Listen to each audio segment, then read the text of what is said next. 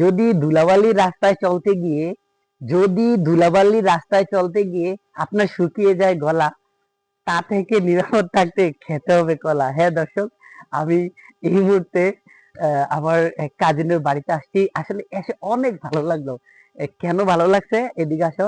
ওনারা হচ্ছে মানে বাড়ির ভিতরে, অনেকের তো হচ্ছে উঠান খালি থাকে, কিন্তু বাড়ির ভিতরে যে এত সুন্দর সবজি বাগান করা যায়, তারা এটা একটা প্রমাণ দিয়েছে। আমি যদি আরেকটু সামনে যাই, ওনাদের কলা বাগানটা আমার অনেক ভালো লাগছে। এদিকে আছে, এটা কি আমি জানি না, এটা হচ্ছে লেবু গাছ, অনেক সুন্দর।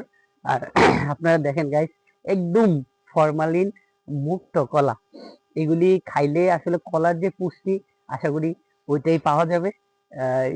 রিয়েলি অনেক প্রশংসা করার মতো। আমি যারা এটার পেছনে খাচ্ছে তাদেরকে ধন্যবাদ দেই, এরকম আহ, ভালো ইয়ে করার জন্য, সবাইকে উৎসাহিত করার জন্য। আর ক্যামেরার দিক দিয়ে আছে আমার এই যে নেমাতুল ভাই, ধন্যবাদ।